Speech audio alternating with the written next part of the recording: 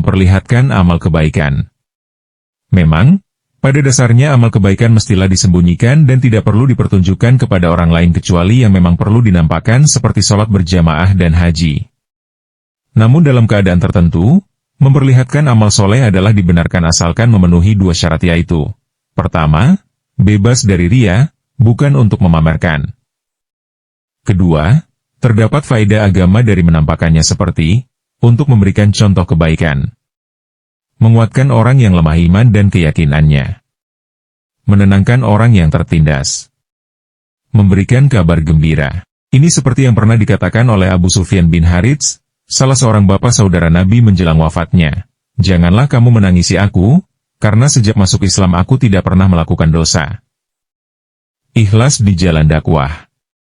Jika kita berada di jalan dakwah, maka keikhlasan itu memiliki definisinya yang tersendiri seperti yang disampaikan oleh Imam Hasan al-Banna.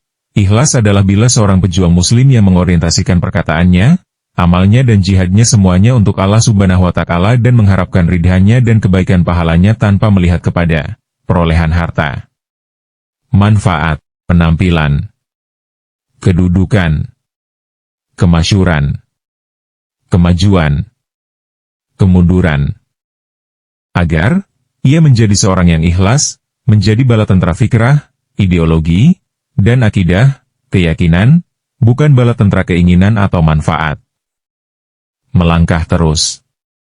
Berjalan dan melangkahlah terus dan jangan berhenti.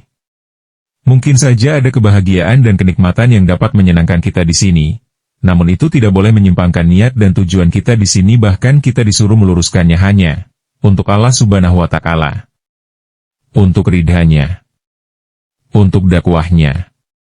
Ketika kita melangkah, berlari, diam dan berbahagia di jalan ini, maka semuanya itu adalah untuk dan karena Allah Subhanahu wa Ta'ala. Lalu, jika ada aral dan batu di jalan ini yang mengganggu langkah, jika ada cuaca dan suasana jalan ini terasa menekan hati untuk berhenti, jika ada peristiwa yang boleh melelehkan air mata dalam hati, kedukaan atau luka di jalan ini, tetaplah berjalan dan jangan berhenti.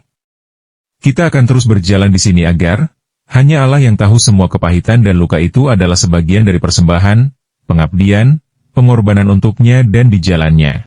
Hanya dengan itulah, kesulitan dan kepahitan akan menjadi nikmat dan kebahagiaan karena kita di sini adalah karenanya dan untuknya bukan untuk siapa-siapa. Semoga kita ikhlas menerima dan menjalani semuanya. Ya Allah, tetapkanlah keikhlasan di dalam hati kami walaupun digoncang oleh badai waswas syaitan dan keinginan hawa nafsu karena kami tidak tahu amal manakah yang benar-benar diterima oleh-Mu di akhirat nanti.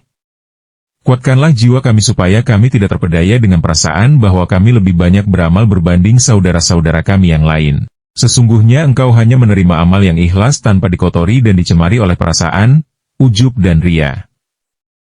Sang Kiai